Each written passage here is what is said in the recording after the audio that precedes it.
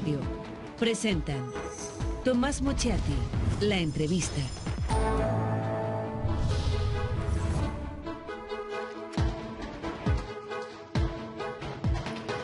Muy buenas noches, ¿cómo está? 886, podría ser una especie, por ejemplo, de movimiento telúrico, y ese sería los grados de la escala Richter. 886, un terremoto grande, importante, como el que tuvimos nosotros. Es más o menos lo que sacude a la democracia cristiana. Lo que pasa es que ese es el porcentaje de votos que obtuvo Claudio Rego. Y fue como un movimiento telúrico. Están todos nerviosos. ¿Por qué votan por otro o por otra? ¿Qué pasó? Democracia cristiana a la baja. La disidencia exige la salida de Ignacio Walker. No todos, ¿eh? Pero Jimena Rincón, senadora, y además dirige, el jefe de la bancada de senadores de la democracia cristiana, está con nosotros. ¿Qué tal? Muy bien, Tomás, muy buenas noches. Se tiene que ir, ¿no es cierto? Mira, lo leí, creo que debe dar un paso al costado.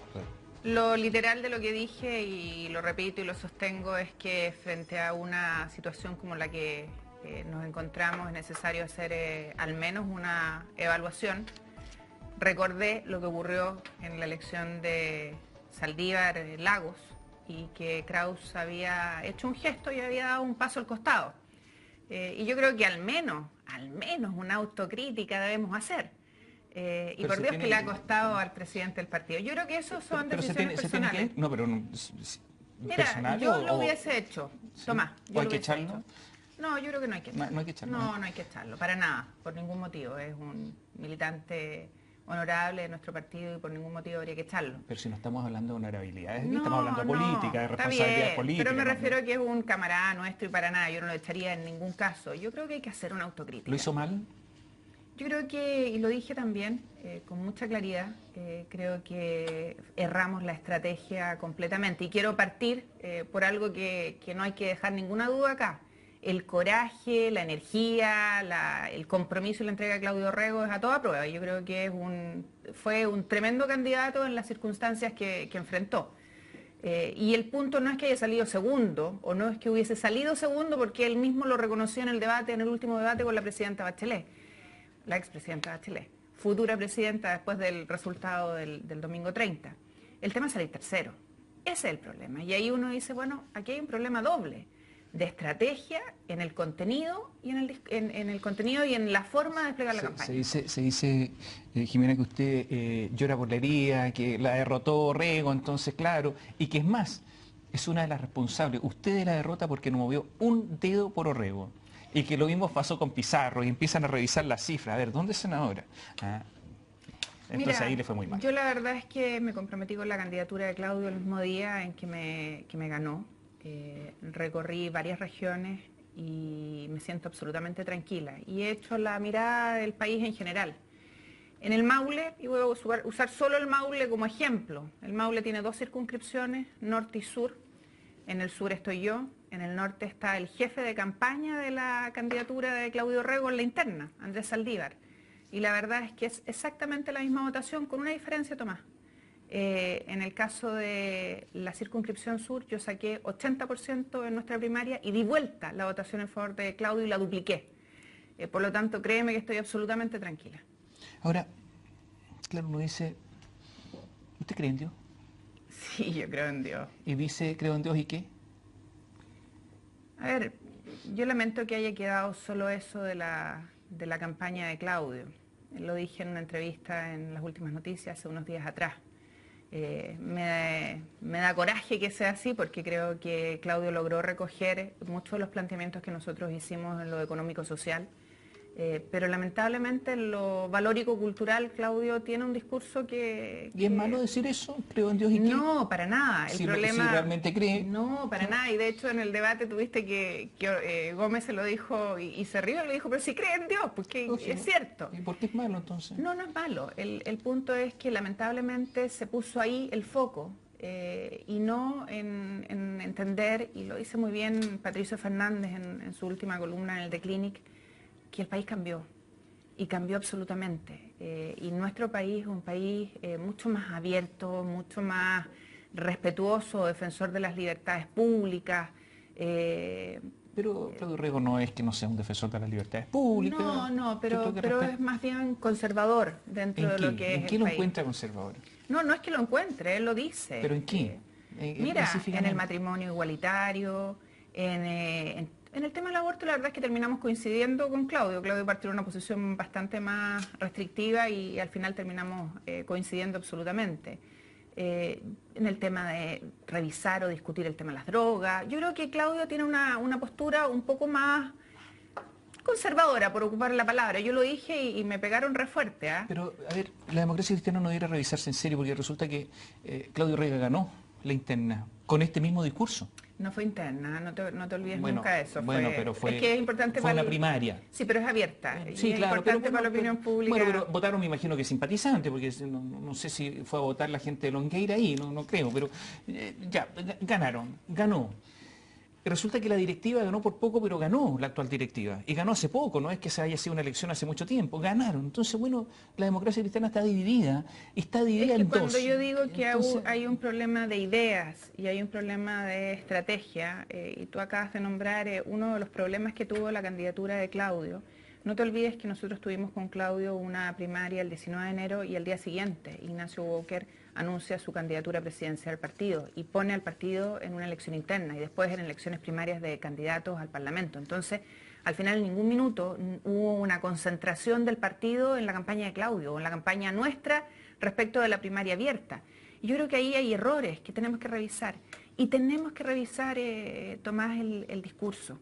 Porque cuando tú hablas con la militancia, cuando revisas un documento que no han mostrado mucho, un documento que se elabora en más de 40 comunas del país por base militante, es bastante más progresista que el discurso de nuestro presidente del partido. pero gana las elecciones. Sí, pero revisemos el discurso. Una cosa es la máquina para mover votos y otra cosa es lo que... A ver, ¿cómo la máquina? A ver, en un partido político tú mueves a la gente para que vaya a votar. Y Siempre. hoy día, siempre, por Siempre. favor, no vendamos una cosa que no es así. Y hoy día la pregunta es, ¿ese partido va a reflexionar? Y la pregunta es, ¿cuándo lo hacemos? Yo creo que efectivamente no podemos tensionar este minuto cuando tenemos que concentrarnos en la campaña parlamentaria, el momento. Pero sí tenemos que revisar el discurso, porque el discurso que se ocupó en la presidencial no caló. Y no caló, tanto es así que no hablemos de la presidenta Bachelet, porque hay un fenómeno, la verdad es que impresionante, ¿no es cierto? Hablemos de Velasco. Velasco nos ganó. Nos desbordó. Pero Jimena Velasco los desbordó, a lo mejor siendo liberal, pero en materias económicas mucho más de derecha, siendo más liberal, a lo mejor en el tema de las drogas. Que dije que había un problema en el discurso valórico, cultural. Ese es el problema. Ahí Velasco fue mucho más allá que Claudio, sin lugar a dudas. Pero si hubiese tenido a lo mejor un discurso, ese discurso, pero en materia económica, en materia social, que Velasco es más de derecha, obviamente tú, a lo mejor no habría tenido voto. ¿Te pongo un ejemplo? No se sabe, pero pongo, porque esto no es solamente un tema del matrimonio homosexual, No, sino que para también nada. un tema de políticas Pero voy a laborales, ponerte- políticas económicas. Estoy absolutamente de acuerdo, pero voy a ponerte un caso que yo creo que hay que estudiarlo. Una persona que, comentando la elección, me decía, en una de las mesas de Las Condes, fue sorpresivo como una mesa. Había, creo que eran 87 votos Velasco. Y de los 87 votos Velasco, 27 de los votos tenía marcado AC, Asamblea Constituyente, para los que no la han escuchado la nomenclatura. Velasco estaba en contra. ¿Cómo explicas tú eso? Ahora eso fue muy poco, ¿eh? No, la marca no, C fue... no, perdón, no estoy Sí. hablando de la marca C, estoy hablando Sí. de un ejemplo. Velasco no estaba de acuerdo con la Asamblea Constituyente, lo dijo claramente, ¿no es cierto? ¿Cómo explicas que la gente vote por él estando en contra y esté a favor de la Asamblea Constituyente? Entonces yo creo Porque que hay un prefirió tema que otras hay cosas que... de Velasco. Claro, y no esa. pero te digo que hay que revisar un poquitito la elección porque hay señales que nos están mandando y creo que el ejercicio, como lo hacen en Estados Unidos cuando hay huracanes o emergencias, de las lecciones aprendidas, creo que tenemos que revisarlas. Ahora, se ha reunido la disidencia, me imagino. Han conversado. Yo la verdad es que Me imagino que estarán conversando. yo converso con mis pares en el Sí, Senado y pero hemos tenido una pero reunión de todos los diputados y senadores donde nos hemos dicho lo que pensamos. Vamos a tener una reunión el lunes Exactamente, donde una vamos a reunión el analizar lunes. de todos los diputados y senadores. Creo que mientras más ¿Y en transparentes esa seamos, reunión mejor. podría surgir la idea de pedir la renuncia a Ignacio Walker? No tenemos un acuerdo respecto al tema, lo hemos conversado el día miércoles en el almuerzo de las bancadas, diputados y senadores, en orden a que nuestro objetivo debe ser cambiar y enmendar el rumbo. Aquí tiene que haber un cambio drástico respecto de la composición de los negociadores en materia parlamentaria, respecto del eje programático, respecto del despliegue territorial y respecto de lo que va a ser la campaña parlamentaria. Esa es nuestra urgencia. Nosotros le apoyamos la elección de Michelle Bachelet en la medida que dotemos al Parlamento de mayoría suficiente para hacer los cambios que el país exige. Yo tengo mis dudas sobre todo este discurso. ¿Por qué? Porque resulta que dicen, lo que se dice, y no ha sido desmentido, eso sí, que Gutenberg Martínez movió algo para que con su amigo o aliado Camilo Escalona vaya de candidato por la octava región, Costa, con el apoyo de la democracia cristiana. ¿Por qué dudo todo esto? ¿Cómo es posible que una zona tradicional, donde hay muchos demócratas cristianos, los hubo tradicionalmente, la democracia cristiana esté dispuesta a no llevar candidato? Entonces, obligue a sus simpatizantes, militantes a votar, o entre Camilo Escalona o Alejandro Navarro. Hagamos un alto, dejemos la pregunta planteada, volvemos en un instante. Esta noche estamos con Jimena Rincón, senadora de la democracia cristiana, y la pregunta quedó pendiente. Gutenberg Martínez se pone de acuerdo con Camilo Escalona y la democracia cristiana renuncia a llevar un candidato hasta el momento, todavía no se ha resuelto, por la octava región Costa, y va Camilo Escalona de candidato y logra su objetivo. Yo puedo ser candidato sin primaria. Ese objetivo lo logra.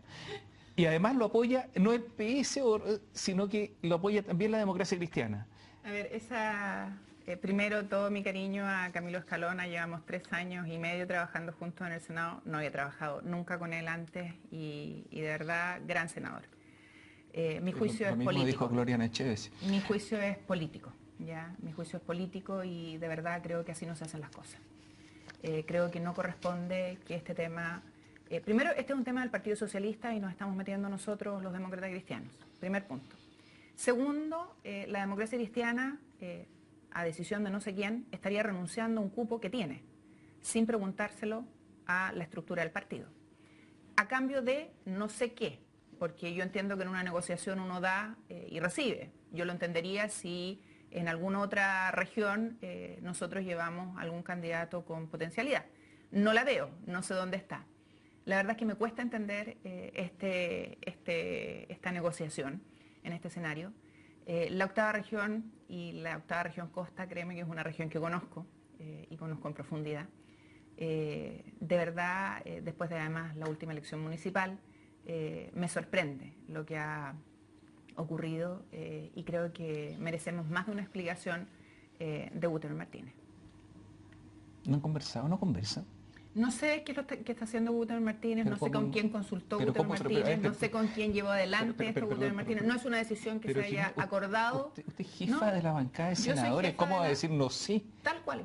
Pero no toma el teléfono y le pregunta. No, tal cual, no sé. Pero perdón, ¿no toma el teléfono más que le pregunta? No me corresponde, a mí me tiene que explicar el presidente del partido esto, el lunes tenemos reunión, yo espero que pueda explicarlo. ¿Le van a pasar la cuenta?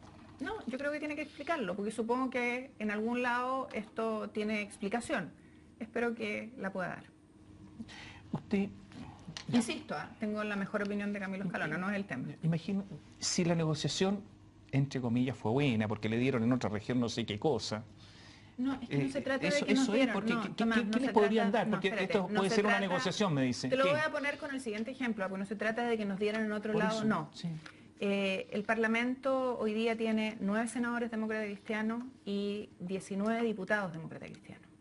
Como cualquier partido, queremos al menos mantener 9 senadores y 19 diputados. De ahí para arriba constituye un triunfo desde el punto de vista político la administración de esta mesa. Ah, le está poniendo la... No, simple matemática. Esto lo dijo Ignacio Walker en la última elección municipal, un peldaño más. Eso es un éxito. Y creo que, de acuerdo a su vara, tuvo un éxito en la municipal. Y yo creo que si nosotros queremos ser exitosos en un próximo gobierno, obviamente que necesitamos un buen parlamento con doblajes en distritos y doblajes en circunscripciones. Y la democracia cristiana tiene que estar para esas transformaciones. Yo creo que el presidente del partido que está negociando, él es el que negocia con el secretario nacional, nos tiene que explicar cuál es la lógica de esto. Yo no la conozco y no puedo opinar de lo que no conozco. Tengo la impresión que tampoco tiene candidato por la octava región Costa, digamos las cosas como son. No hay nadie, correcto, nadie quiere ser. Pero supongo que tendrá alguna explicación respecto por ejemplo, de otro lugar. ¿Esa explicación le haría fuerza? No hay candidato, nadie quiere ser. La verdad es que no me parece suficiente. Yo creo que candidatos siempre pueden haber. Usain Sabaja no está, se fue, no le gustó. Candidatos siempre pueden haber. ¿Conoce alguno? Mira, voy a ponértelo de la siguiente manera, Tomás. Hace ya, van a ser 8 años en el próximo año. En la región del Libertador Bernardo Higgins nosotros teníamos senador, Rafael Moreno, y la democracia cristiana decidió no llevar candidato. Todavía no sabemos a cambio de qué, y perdimos un senador. Espero que la historia no se repita. Sí, pero puede ser que no quieran, no haya nadie de candidato. A lo mejor esa es la explicación. ¿Y esa explicación a usted le sería una explicación suficiente? Podría ser suficiente, pero me tendrían que responder entonces que Gabriel Asensio es senador en el sur, que tenemos candidato en Antofagasta, que tenemos ya el cupo en la región del Libertador Bernardo Higgins. O sea, alguna explicación supongo que habrá. Que tenemos candidato en la octava interior. Alguna explicación supongo que hay. Está mala la democracia cristiana, ¿eh? Tienen hartas dudas, en hartas zonas. Está mala la cosa. Tiene que explicarlo el presidente del partido y por eso se le ha dicho que tiene que cambiar el escenario de negociaciones. Usted fue a una reunión con Michelle Bachelet. De la mesa del partido, efectivamente. Sí, pero participó junto a otros disidentes en esa reunión. Otros disidentes de la mesa. Toda la mesa del partido, para que no crean que nos estamos reuniendo aparte. No, fue una reunión pública. Por favor, sí, después la única que hemos tenido. Ella habló. Se dice que a la disidencia, a la mesa, pero a los disidentes de la actual directiva, no les gustó la reunión. A ver, se plantearon cosas que no deberían plantearse en ese momento, por ejemplo. Yo me voy a limitar, Tomás, a lo que ha salido en la prensa. Yo no he hablado de esa reunión públicamente, por tanto, permítame decir paso en esta oportunidad. No, pero ¿cómo si eso está...? A la gente no le gustan los pasos. A veces sí, tiene buenos dividendos políticos. Ver, ¿Cuánto fue? ¿75, sí, 80%? Pero puede ser que a otras cosas le gusten y esas no. Los pasos... A ver, pero más allá de los contenidos, ¿no le gustó? Yo creo que fue una reunión cordial en algunos aspectos. ¿En algunos? En algunos aspectos y que tiene algunas cosas que creo que obviamente podemos mejorar. ¿Hubo entonces aspectos que no fueron cordiales? No me haga hablar más. ¿Usted habría hablado de otra manera con Michelle Bachelet? Ya he dicho lo que tengo que decir, Tomás. Yo no he hablado de esta reunión ni en off ni en on porque me parece que no corresponde. ¿No le gustó la actuación de su presidente? Paso. Hagamos un alto, volvemos en un instante. La senadora Jimena Rincón está con nosotros, nos queda poco tiempo. ¿Andrés Velasco debería integrarse al comando de Michelle Bachelet? Ya que Andrés Velasco es el segundo, si se integra... El hijo de un amigo, Claudio Rego. El hijo de un amigo que está en primer año de universidad dijo que él no quería votar en las primarias porque si era coherente, eso lo obligaba a votar después en las elecciones del 17 de noviembre y no estaba seguro de querer votar en el noviembre. ¿Por qué cuento esto? Porque si Andrés participó en las primarias, acuérdate que exigió participar, hubo toda una polémica por estar ahí, creo que uno se compromete con el esquema y si pierde, como en toda democracia, se suma al trabajo de quien gana. Obviamente que dentro de esa nueva mayoría, no se va a sumar al bando contrario. Creo que no son las formas, me parece que es inadecuado, pero bueno, cada uno hace lo que estima pertinente. Pero esa noche llegó, ofreció su voto, su trabajo. Su voto. Sí, bueno, no es dueño de los otros votos, bien, obviamente. Pero su voto son gestos, uno es dueño de uno. No, está bien, son gestos que son decidores. Una cosa es decir, sí, yo comprometo mi voto, mi persona, y otra cosa es, vamos a invitar a todos los que estuvieron con nosotros a que se puedan plegar. Otra cosa es que la gente libremente, obviamente, esté o no esté. Creo que tiene que ver con cómo entendemos la democracia. ¿No será que Andrés Velasco tenía una opción muy distinta? No quería FP estatal, no quería eliminar el FUT, etc. Y lo dijo, y lo dijo públicamente, de hecho fue el más disidente en los debates. Y por lo tanto, ¿cómo lo va a hacer? Se compromete él. Pero es tan distinto a lo otro que ¿qué va a comprometer a los demás? A ver, ¿A qué va a invitar a los demás? Tomás, creo que si yo miro aquellos temas, yo no participé en el gobierno de la presidenta Bachelet, y si hago un repaso de aquellas cosas que eran importantes de transformar en ese gobierno, sin lugar a duda todos los tapones, todos los escollos los puso Andrés. Entonces, bueno, la verdad es que me cuesta entender que haya participado en la primaria. De verdad que me cuesta entenderlo. Debería haber llegado a noviembre. Debería haberse ido por fuera, derechamente. O debería haber participado en la primaria al lado. Habría sido después de la votación que sacó un complicado. En una de esas, con el cálculo político aquí Yo en la creo mesa, que- era mejor en las primarias. Lo mataron al tiro. Pero mataron. no se le obligó. Él pidió participar, exigió participar. Él me pidió a mí, cuando estábamos escribiendo y redactando las modificaciones de las indicaciones de la primaria, que se permitiera que él pudiera estar. Yo me comprometí en un foro a hacerlo y él participó. Por lo tanto, créeme que aquí a nadie se le obligó. Concurrieron libre y voluntariamente. En un eventual gobierno de Bachelet, no va a haber luna de miel. Esos 3 meses en que todo No está hay muy bien, tiempo. no hay luna No de hay miel. tiempo. Al primer mes le van a exigir cosas porque ya fue presidenta, porque ya sabe, porque tiene experiencia, en fin. El nivel de expectativa es muy alto. Porque además va a haber dinero, porque tiene que haber una reforma tributaria, se comprometió. Y yo me pregunto, en medio de una posible crisis económica, o menor rendimiento económico del país, menor crecimiento económico Con del un país, precio del cobre que nos efectivamente, está mandando y señales. posiblemente con empresas con menores utilidades, y cuando hay menor crecimiento y menos utilidades, y se cobra impuestos sobre utilidades. A lo mejor no resulta esto. A lo mejor no existen los recursos suficientes. A lo mejor no. Y queda todo esto paralizado. No, yo no creo que vaya a haber... O en buena parte paralizado. No. ¿Se han dado cuenta de lo que puede pasar? A ver, yo creo que no va a quedar paralizado el gobierno. Recordemos que el gobierno de la presidenta Bachelet dejó al gobierno de Sebastián Piñera con una situación económica bastante buena, a pesar de todos los discursos desastrosos que siempre el ministro Larraín entrega públicamente. Y el presidente Sebastián Piñera enfrentó su gobierno con un terremoto de proporciones. Y el país no se paralizó. El país se levantó y salió adelante. Podemos hacer un análisis después de aquello. Y tengo bastantes cosas que decir respecto de eso. Creo que con la experiencia de la presidenta, producto de un gobierno anterior, de su paso por Naciones Unidas, espero la lección aprendida de estar en la oposición de los líderes y del mensaje de la ciudadanía en el ámbito de la educación, de la inequidad, del territorio. No nos olvidemos nunca más de las regiones, por favor. Espero que no haya paralización, sino que haya claridad en el norte, en el sur, en el este y en el oeste. Perdón, pero en los debates se olvidaron de la regionalización. Nadie, en ninguno Claudio de lo los... dijo, ¿ah? Sí, al No, pasar. pero tengo que hacerle el reconocimiento, en ninguno Claudio se de acordó. los 4 debates, Bachelet nada, entre paréntesis.